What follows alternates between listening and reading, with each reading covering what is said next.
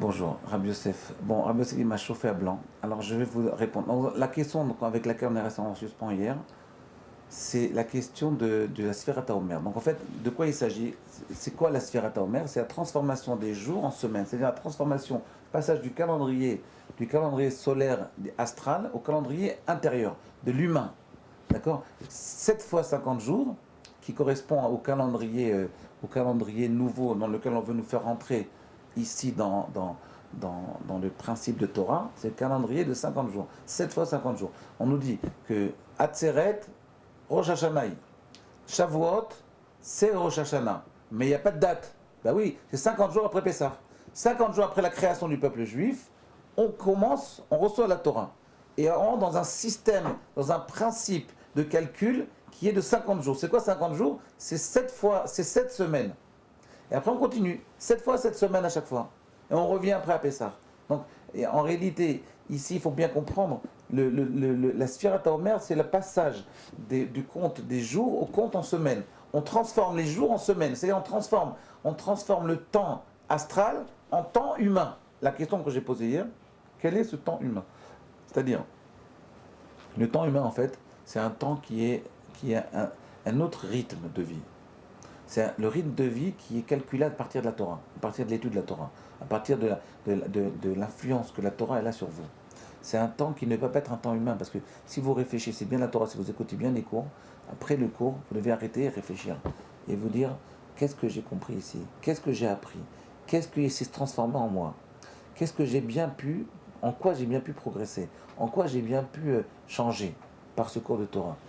Dès que vous faites ce genre de calcul, alors le temps, il a changé de rythme. C'est plus le même temps. Alors écoutez bien. Alors, j'ai demandé à Rabbi Yosef qu'il me dise quel est ce temps humain. De quoi il s'agit? Depuis 10 ans, je vous tartine avec ce temps humain, mais de quoi il s'agit?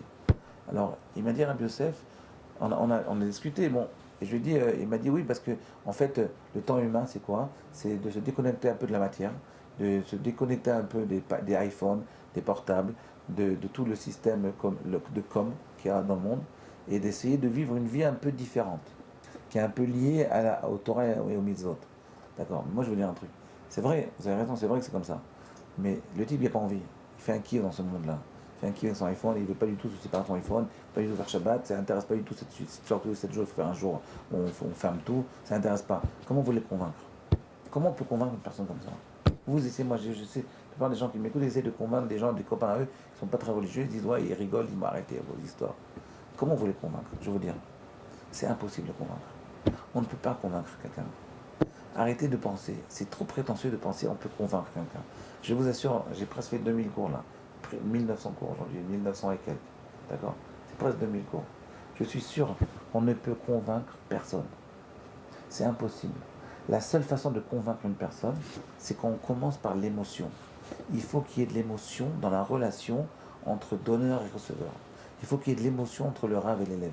Il faut qu'il y ait de l'émotion entre l'élève et le rave. Il faut qu'il y ait de l'émotion entre vous et votre ami à qui vous voulez convaincre à faire la Torah. S'il n'y a pas d'émotion, s'il n'y a pas de sensation, il n'y a pas de possibilité d'influencer. Un type qui vous dit, mais ouais, moi j'en ai rien à faire, laisse-moi aller en boîte. Vous ne pouvez pas le faire changer d'avis. La seule chose qui peut le faire changer d'avis, c'est si vous commencez à l'émouvoir. À ce moment-là, tout peut arriver. C'est-à-dire, en fait, il faut créer une petite ouverture dans son être. Je n'ai pas son cœur, parce que dès que je dis le mot cœur, déjà ça nous ramène à des histoires un peu chrétiennes, donc j'oublie le mot cœur. Il faut créer une petite ouverture, une petite fenêtre dans son être, et à ce moment-là, la Torah rentre. Et là, la personne elle change. Vous voyez? Cette émotion-là, je vais essayer de vous la procurer maintenant. Si vous n'avez pas de relation un peu affective avec moi, tout ce que je vous dis, ça n'a aucun intérêt. Si vous n'avez pas d'émotion avec un rave qui vous... Alors bien sûr, vous allez me dire, c'est des connaissances. Mais les connaissances, elles peuvent vous aider, mais les connaissances, ce n'est pas la fenêtre. Là, si vous voulez faire changer une personne de vie, le faire passer du temps astral au temps humain, il faut qu'il y ait une petite fenêtre qui se trouve dans votre être, et à ce moment-là, le message y passe, et à ce moment-là, ça marche. Alors je veux maintenant que je vous ai fait cette introduction, je vais vous dire un tout petit peu de quoi il s'agit. Comment on arrive à ce temps astral? Comment on sort de ce temps astral pour passer, d'abord je vais vous donne un conseil d'ami, ne passez pas du temps astral totalement au temps humain. parce que là, vous avez craqué, vous êtes devenu fou. Il faut le faire un petit peu.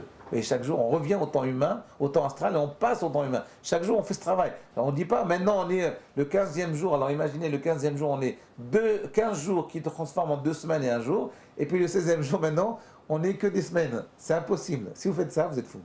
Il ne faut pas faire ça.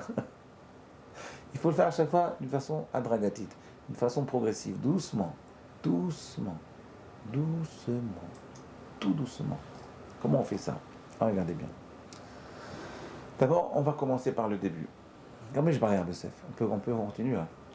Ouais, on va continuer. Petit à petit, regardez. D'abord, le temps astral, c'est le temps du soleil.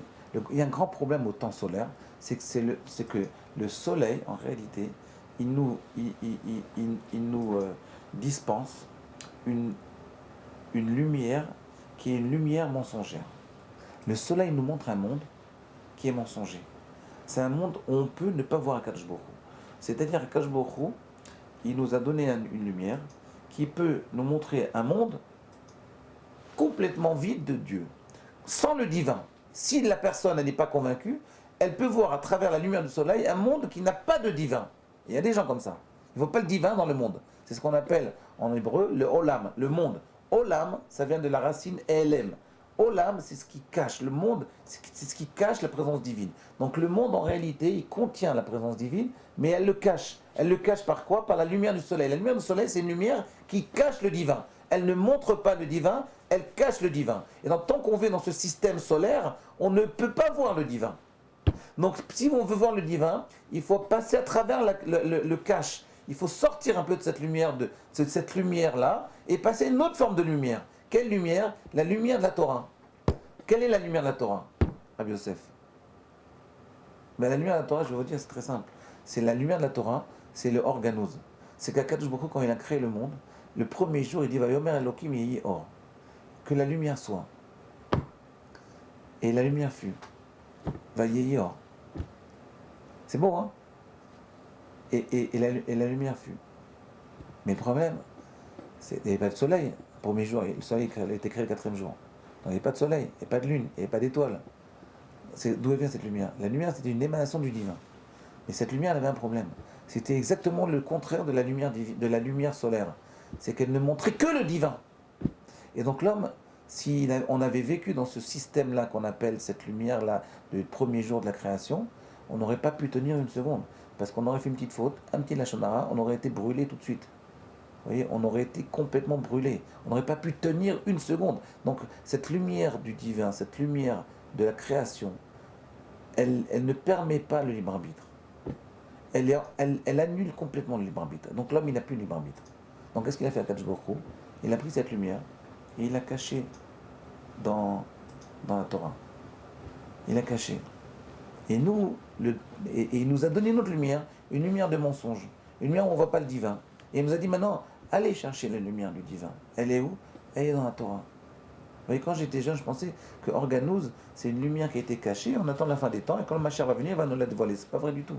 Ça, c'est faux, ça. C'est pas faux, c'est vrai. C'est vrai qu'il va y avoir. Mais comment va se dévoiler cette lumière-là? Aujourd'hui, déjà, on peut dévoiler une partie de cette lumière-là. Comment on la dévoile? À travers les textes de Torah.